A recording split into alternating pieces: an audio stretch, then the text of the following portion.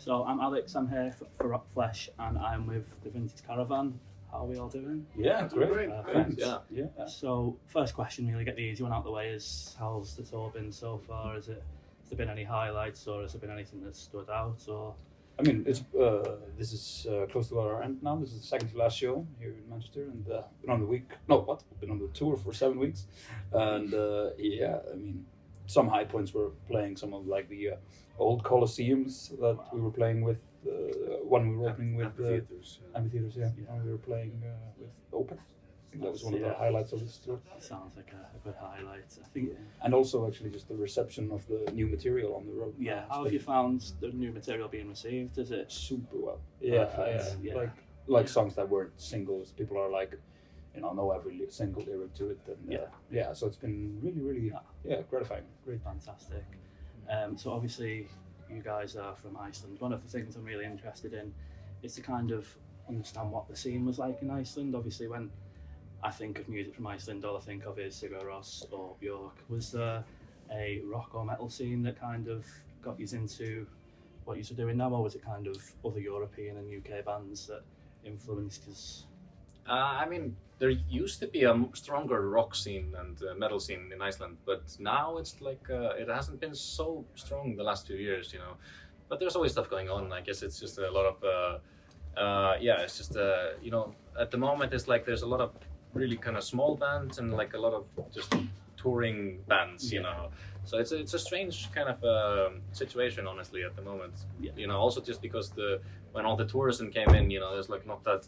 It feels like it took some years to really go back to the point where there's like a lot of, concerts like from local bands, because so many venues were, got changed into hotels and that kind of crap, Yeah. So did you kind of come in when that was kind of fading away, or was you there for like the height of it, or was it a kind of a mixture whilst you was working your way up? So when we were working our way up, we managed to do like a lot of shows in Iceland, but then almost immediately when the tourist boom hit, we started touring, so we weren't really around for when it really took off in Iceland, but so.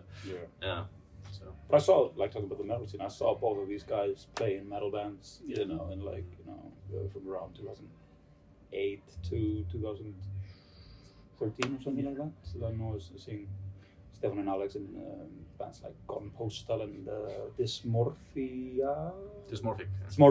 There we go. Try to find that on MySpace. Yeah. So then, obviously, in 2012, I believe it was, you signed with Nuclear Blast. 2013. 2013. Yeah. Then they re-released the 2012 Voyage album. Yeah. Mm-hmm. So one thing that struck me is Nuclear Blast are kind of a label that, if you don't mind me saying, are a bit on the heavier side to what you guys kind of do. Did you kind of feel any sort of pressure or any sort of influence in which your sound would have had to have adapted to do well on that, or was it, we do what we do, we've signed this label, so we're just going to continue to do that, or was there any outside influence, or did that change the sound for the better maybe as well? I mean, not really that we've listened to, but no, I mean, there was a little bit, I think, they totally left us alone, of course, with the first album, because that was already recorded, and then also the second one, I guess. Yeah, also the second one. And then we went into a more heavier direction, not just because it was like more heavier and the proggier, I guess, with the album Arrival. So, but that wasn't really because of anybody told us to do it.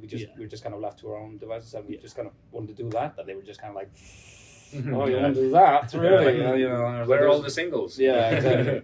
It's pretty funny when it comes from a metal label, Where are the singles? Where are the But and so I've like personally felt a little bit some pressure when I started writing some of the material for Gateways. I was like, and I just kind of had writer's block because I was just thinking like how to please other people, and that doesn't make any sense, you have to stand and live with the music that you want to play, It doesn't make any sense to it's fail if it's like if I don't even like it, or Yeah. So that's good.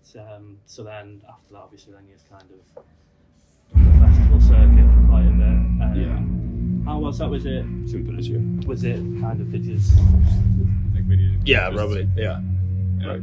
So we all good, yeah? No, We're just talking about the audio. Right. No worries. Yeah.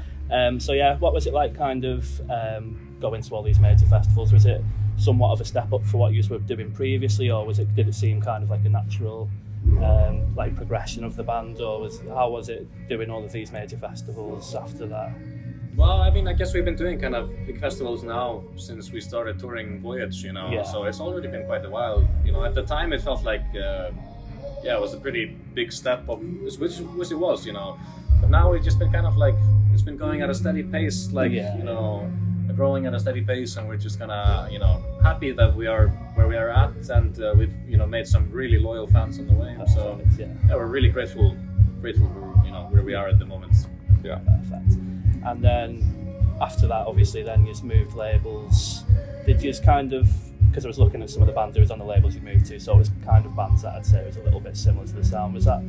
Did that kind of give you a bit more of the creative freedom you were after to be able to, or was it, like I say again, just carrying on how you were doing? And I think it was just, you know, we're just carrying on how we want to, you know, and you know, when it came time to switch to, you know, to release the last album, we just were in a situation where we were without a label, and we thought, and the people from Napalm Records have always been really supportive of us, you know, and just felt like a really natural move to go there and to work with them, and they've been really supportive, you know. So and then I read the album had already been produced by the time that the pandemic had hit. Is that correct? Or so how did you kind of spend the time whilst not being able to do anything, even though you'd already had an album in the mix? Did you just get more creative, or?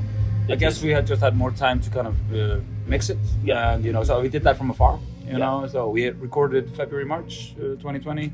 Just managed to get Ian Davenport, a UK producer, out of Iceland and back home, and then everything kind of shut down. Yeah. So it was. I guess we just spent the time regarding the album just slowly and surely marinating it and cooking it to the right degree. Perfect. So the final question I've got to ask really is, what's next? What can we expect in the future? I mean, I guess we're just gonna slowly start to work on a new album, and we have some, you know, we have some festivals and maybe some tours lined up for next year. So, I mean, it's just always been a kind of a machine that just runs. Keeps on going. Perfect. So, no, that's great. Thank you very much for your time. Thank you so much. Of course. Perfect. Thank you very much. No worries at all. Cheers, guys. Cheers. Yeah.